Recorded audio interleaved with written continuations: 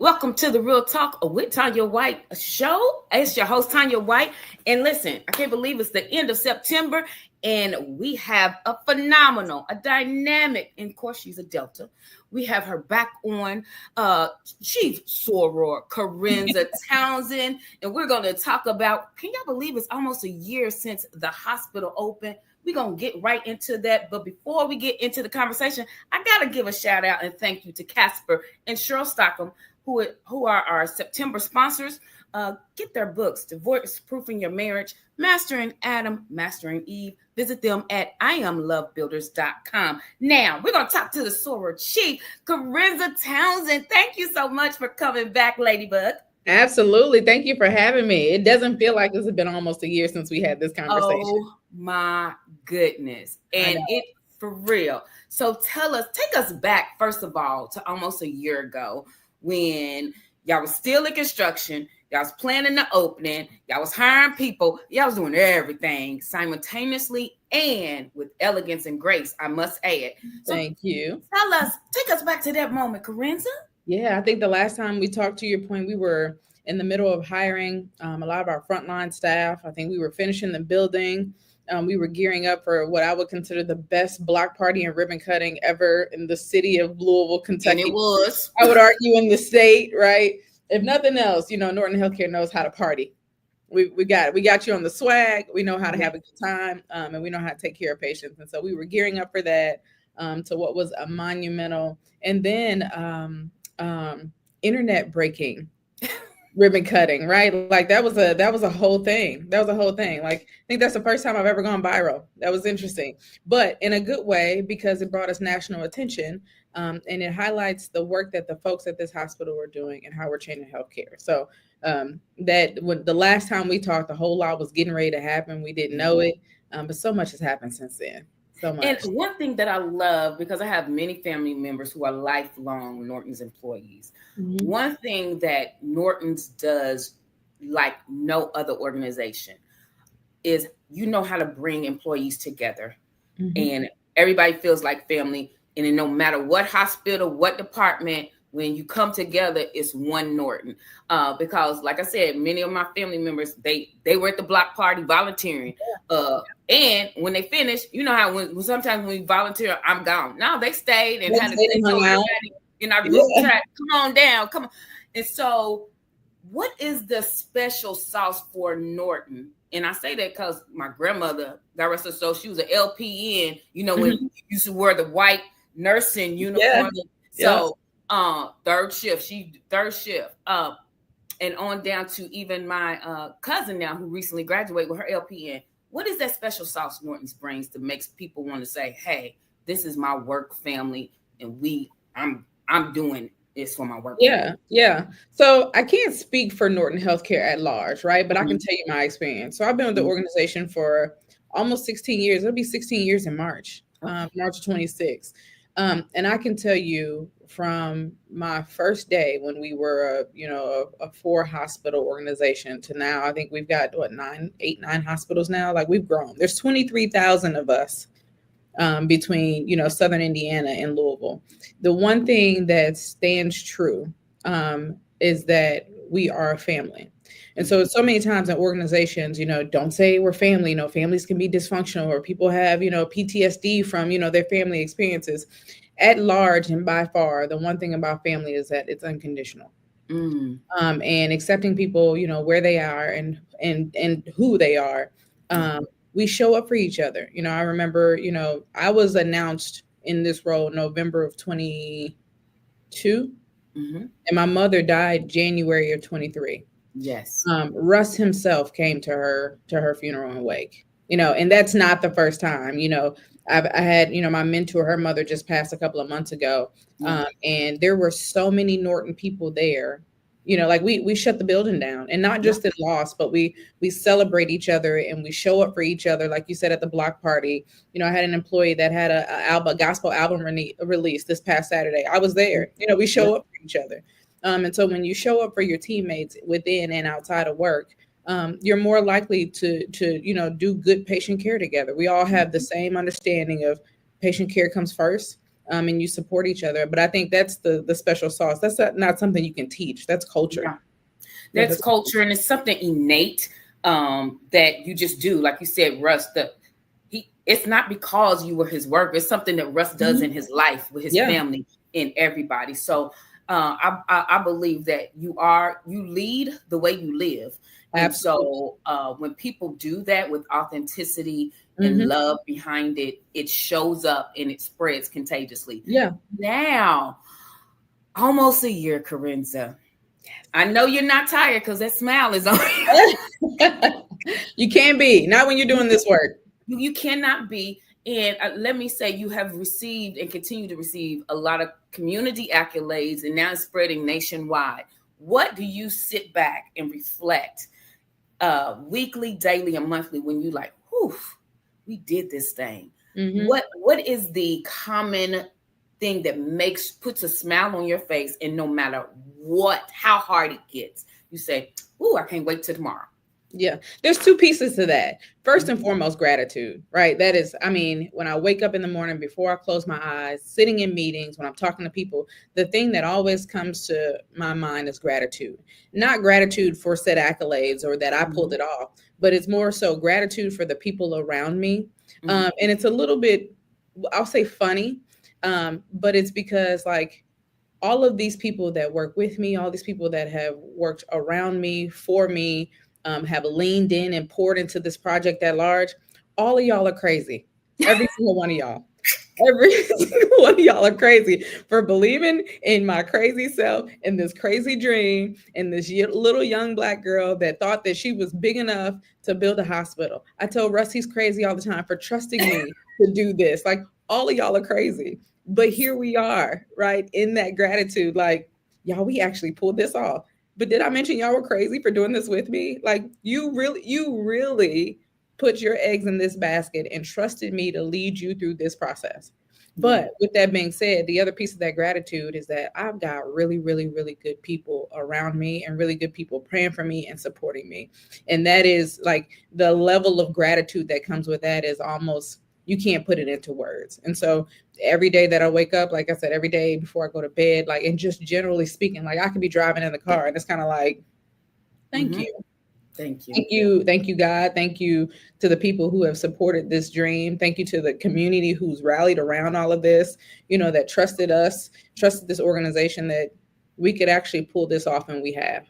And you have, and you've just there are two major organizations that have revitalized that section of Louisville. But when the Goodwill Opportunity Center opened, it was a spark. But now that y'all both there, it's like, whoo, it's like new energy. What has the response been from the people who come, your clients in the neighborhood, for one, having a hospital, and then one of the best hospitals in that area that is considered not an area you put your best in? Yeah. The response is, again, gratitude. Like I said, I think there's this misconception and a misunderstanding of, that people didn't want to do better in their health, or that they were just lazy, or, if they wanted to, they would. And I think finally having a hospital in the space with additional resources, right? You mentioned Goodwill. We have a robust care management team of social workers. Like we can help with housing, with food insecurities, with, just somebody to listen to you and understand where you are, right? In this hospital, in this space, we have built a culture of meeting people where they are. And you can feel that, not just from residents of West Louisville, but people coming from all over the world. I have patients that are coming from Michigan to this hospital because they feel like they can be heard and they trust the environment. And so I think it's the understanding of there is somewhere for us to go where I can just be my authentic self. People aren't judging me and people are listening to what my health concerns are. I'm seeing the sickest population in our state right now.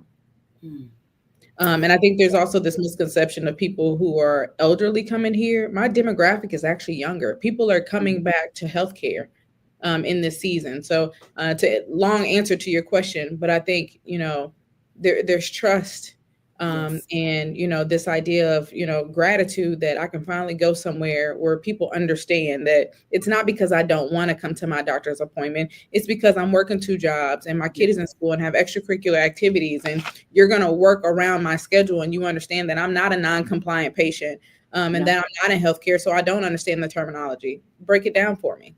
Break it down. Yeah. And that's what I was going to say. When you explain it to people and bring awareness, and even before the hospital was in that area, in this city, advocating for yourself in terms Yep. of healthcare, learning more about what it takes to be healthy, mind, body, and spirit. Yeah. And I saw the collaboration between many organizations. So that alone, and when you do what you say you're going to do, Mm-hmm. and it's consistent with it, then that builds trust. And Yeah. then that builds, okay, yes, I can do this no matter how many generations I have been programmed to say, oh, it's okay to do this. But no, now let me look at what I'm eating. Let me look at exercise. Let me look at, trusting my primary care physician and the healthcare industry to just tell them, because we don't tell everything or Right. what's going on. Yeah. And so when you build that trust, you can be vulnerable. Mm-hmm. Now that it's almost a year, Corenza. Yes. One thing that you said, okay, we accomplished that. And then one thing, you're going to see some things and we're going to accomplish this. Yeah. What is the one thing you accomplished that you in this year? And what is one thing you want to accomplish in the next year? Oh my gosh. I never have a dream that isn't bigger than me. The one thing, Delta.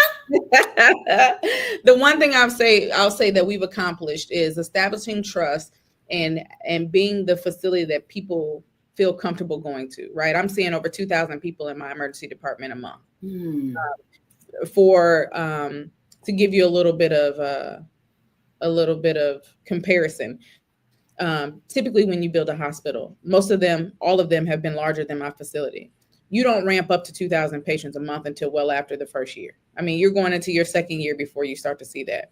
I was hitting 100 patient a day days 3 months into me opening.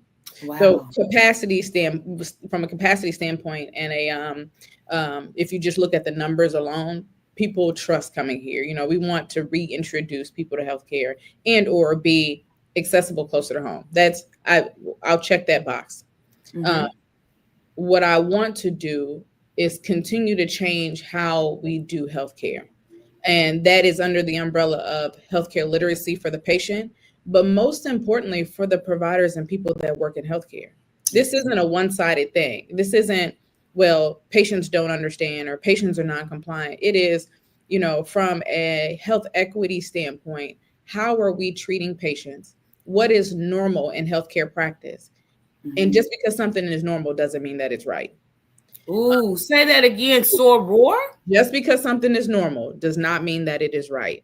This is a very harsh example, but I tell people all the time, slavery was legal. Doesn't mean it was right.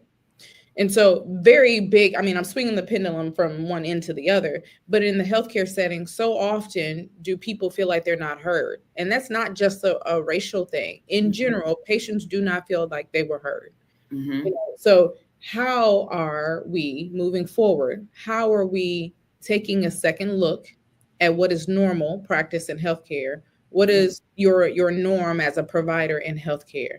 Is this workup normal? Does this test work for everybody? How are we digging into the details of healthcare to examine and take another look at, does this really make sense? Is this what's best for the patient? Am I listening to my patients and what's going on? I use high blood pressure as an example. A lot of African Americans and older men in general have high blood pressure.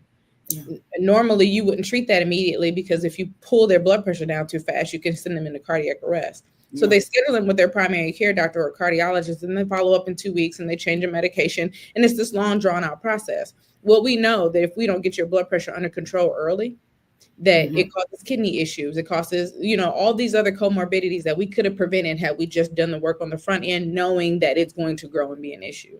So that's just one example of many. Right. We know that O2 sats don't read the same on people with melanin versus people who don't. How are we looking at that? What changes are we making? We know that younger folks use more technology, and we're using watches and all these other things. Like, how do you pull that technology in a simple way to the older population so that we can catch things preventatively? It's all these things of, it is 2025 getting ready to be 2026. Why are we still doing healthcare the same in Louisville, Kentucky? Wow, that is so, first of all, simple. It is. Then when you break it down like that, it's like, why haven't we been talking this language? Exactly. It's no different than us having a hospital. We knew that West Louisville needed this. Yeah. 150 years. None of my ideas are outlandish. They're very simple. The difference is move your feet. Move your feet. Listen, this is why we have deltas in so many life history changing roles. But I want to go back to what you said, the inequities. And sometimes when someone has experienced that, there can be resentment and barriers to what the change that is happening. How can one, first of all, who is a patient who may have experienced inequities, but now you all are changing the language, the culture of what healthcare is. Yeah. First of all, how can they hear you, even though they've experienced something that has may prolong their illness or even resulted in death? What advice would you give to them now that this new language is coming from you all? Yeah. So it's a double-edged sword a little bit. So there's ownership on the patient side, right? Yes. Because your experience is your experience, but you also need to move your feet as well. Yes. But I take most of that responsibility, as a healthcare provider, in an organization on my end to make you more comfortable and open to do that. So on the patient end, to answer your question, say the thing, say it out loud. If you don't, if it's one thing for me to get you to come into the building, but if you don't tell me your signs and symptoms, you don't tell me what's going on, we can't address it. I don't know what I don't know. Yes. On the other side of that, we, as Norton West Louisville Hospital specifically, we're out in the community. Like, we still do work church. Like, yes, y'all do, honey. Yes. I'm like, are they got satellite offices in these churches? Because y'all are everywhere. We are everywhere on purpose, because not everybody looks at text, not everybody checks their email, not everybody gets our mailers. Not everybody's on social media. There are so many different avenues of communication that we have to get out, that if we don't, you lose the people. And just because we did that before we opened the hospital doesn't mean that I'm going to gain your trust and then disappear, be like, oh, we got it now. We got their business. We leave it alone. No, every Sunday we're at work church. Every weekend we're at an event, because we need to continue to get the word out to people.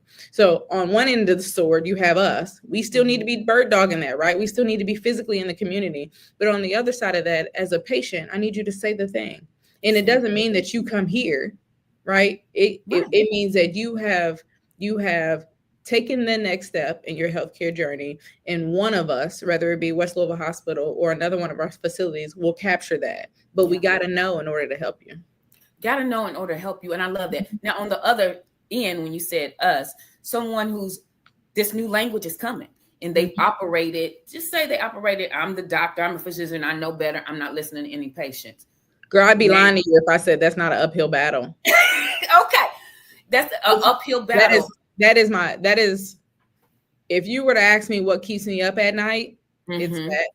Yeah. Because that is changing a culture that doesn't feel like it's broken.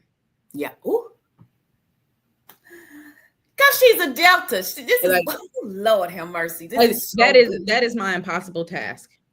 Impossible task. I will probably die working on this, and I'm okay with that. But it won't be because I didn't try. That is a culture. That is a departmental culture. An emergency room culture. That is a hospital culture. That is a healthcare culture that nationally moves in that model.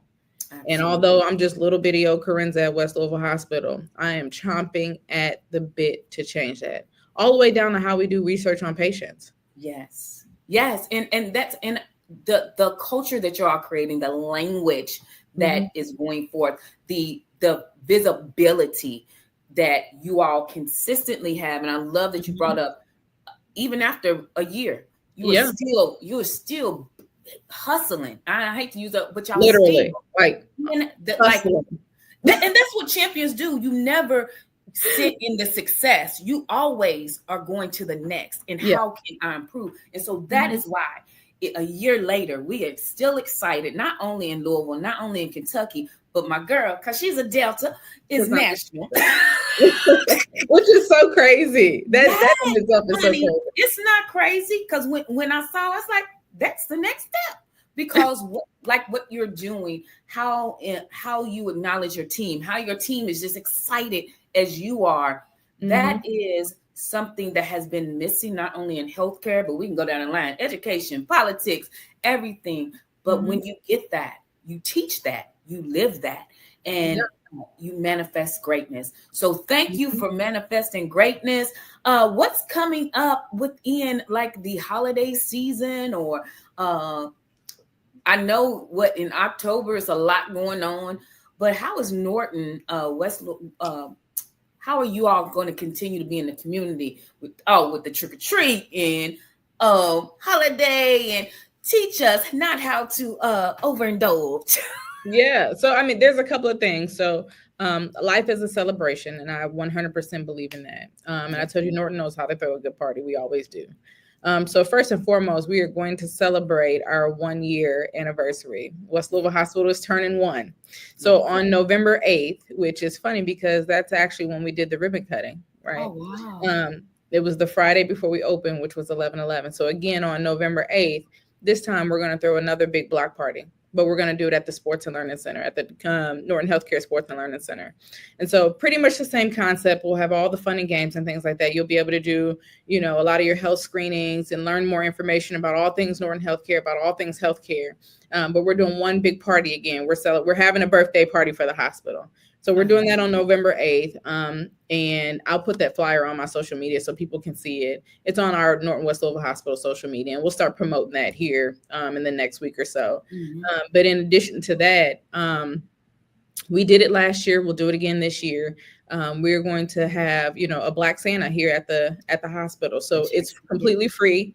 And people can come take pictures. And I think we might do a story time this time so the kids can come and sit and Santa will tell a story. And so we're going to do that. But more importantly, continue to get the word out. I'd like to do some more stuff around specifically men's health, answer a lot of questions. So I've got so many things in the hopper that I just want to introduce to the community. It's all about education. The more you know, the better we can do as a community. The more we know. One last thing. You said this little Black girl is doing all this stuff. Talk to that little Black girl who is aspiring to go in to be a nurse. She just in high school. I'm a director at adult high school, Second Chance. So we have a lot of African American ladies, and what they want to go into nursing, but they don't know the big picture or the barriers, like you said, are coming. What would you tell them to inspire them to keep going despite of what tries to distract them? Yeah, I would encourage them to be open-minded. And to understand that you're not crazy. Yes, you can.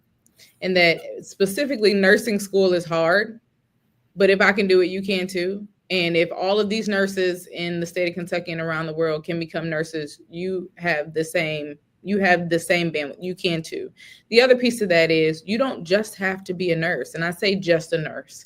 But all healthcare isn't just you're a doctor and you're a nurse. There's people that are in IT. There's people that do radiology and sonography. Sonography being, you're looking for the baby. Those are ultrasounds. Yeah. And just the technical piece of it from an accounting standpoint, from, surgery,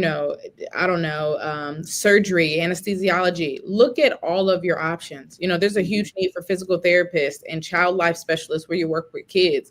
And so I would say ask all the questions. There's no dumb question unless it goes unanswered. Ask all the questions. Ask all the questions. Thank you so much, Soror Chief. Listen, y'all replay this, share this, get down to that hospital. I know you might have volunteer opportunities. Get down there November 8th and everything they have because they do a lot. Thank you once again, Casper and Cheryl, for being our sponsors. If you want to be a sponsor of the Real Talk with Tanya White show, email us at realtalk with Tanya White. Tanya, you know, it's Tanya. White is in the color at gmail.com. Until next time, remember what I always say: love your life, live your life, and laugh through your life. Bye-bye.